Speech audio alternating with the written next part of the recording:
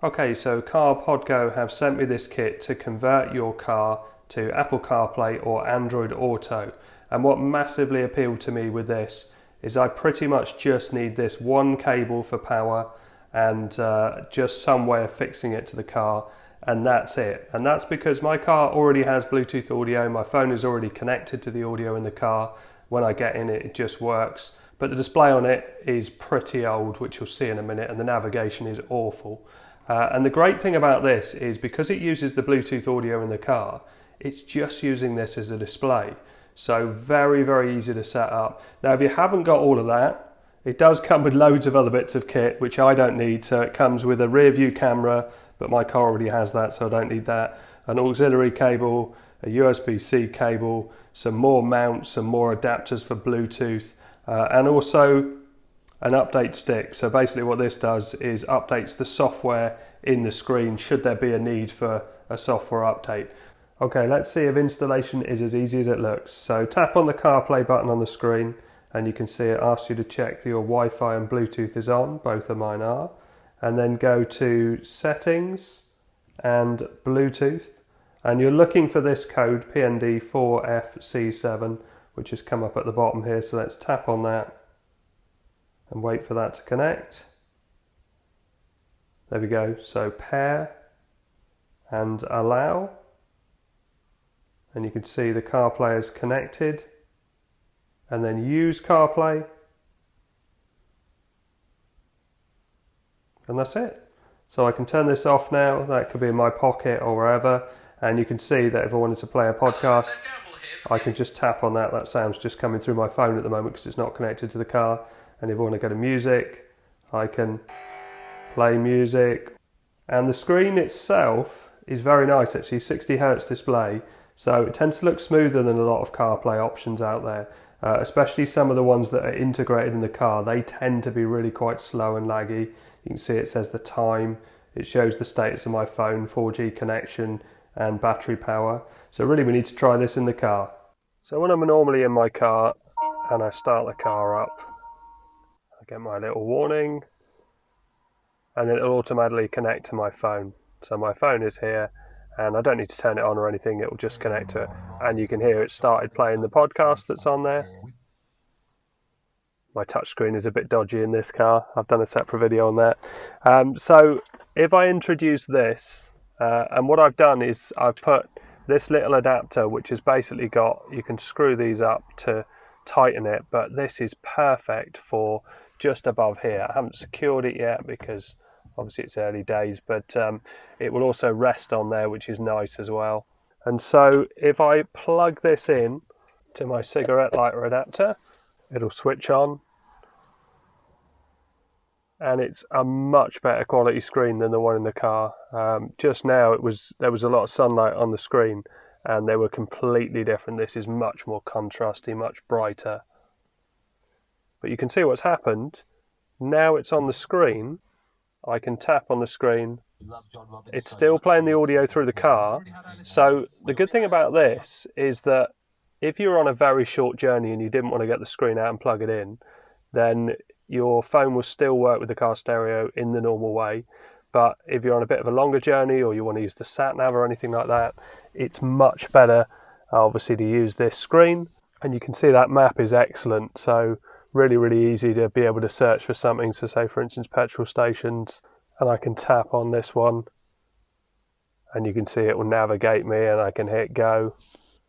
Starting route to test. And all of that works, but also because I'm used to CarPlay anyway, whilst it's doing that, you can also listen to your podcast and it will just interrupt the podcast or pause the podcast to tell you any of the navigational things you need. And my phone doesn't need to be here anymore, so it's just connected via Bluetooth, so all of the functionality of the phone works through this screen. So I think what I'm going to do now is secure this in place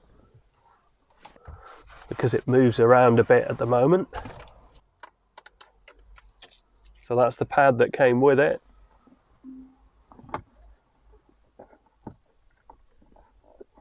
And I think if I give it a bit of an overlap over the screen here, it looks nice and neat.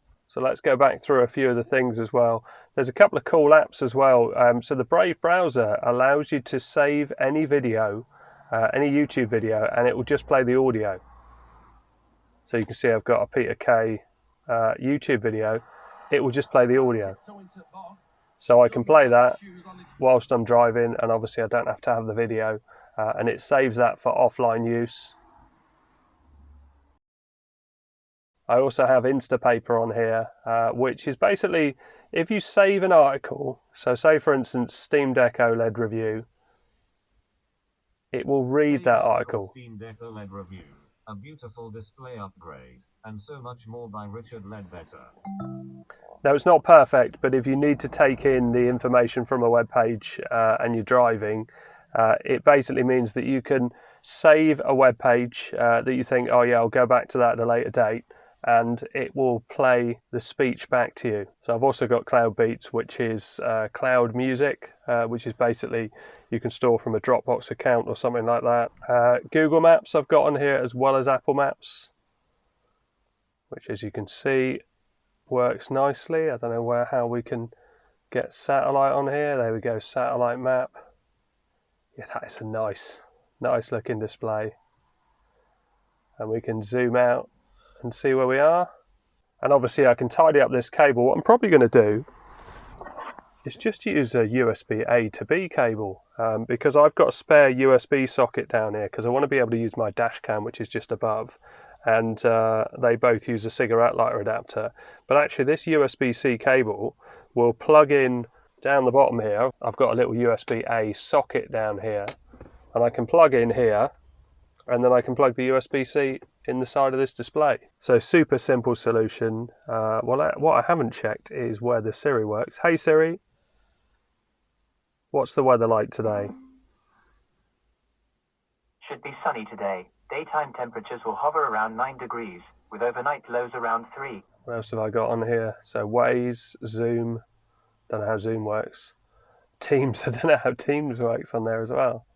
That seems a strange app to have on there. I'm probably not signed into a Teams account.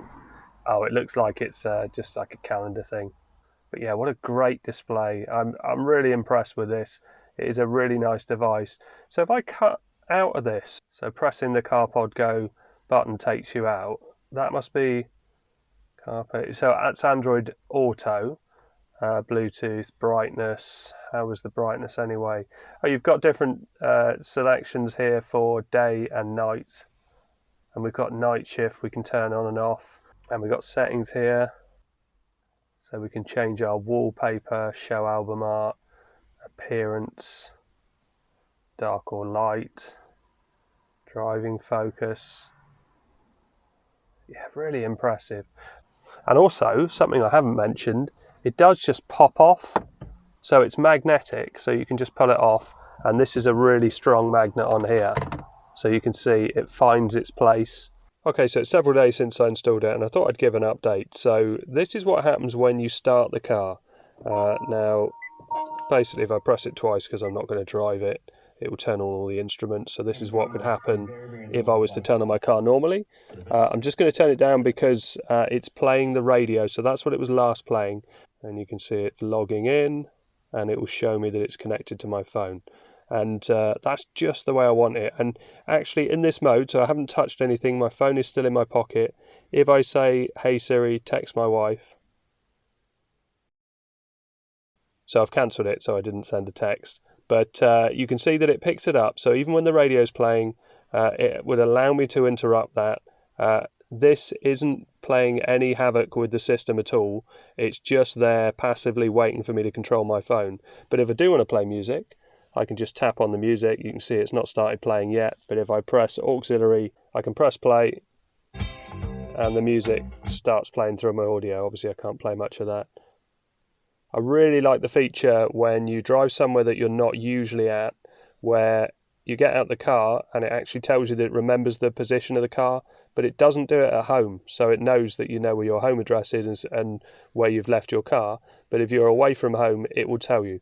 That's a feature of CarPlay, and so all CarPlay systems have that. So really happy with this system. It's definitely a lot better than I expected, and it's much better than having a system that is controlling the audio through it. So I like the fact that the audio goes direct via Bluetooth to my car because it's so much more seamless. It just feels like an integrated stereo. Okay, so I hope all this helps. Thanks very much for watching. Please like and subscribe.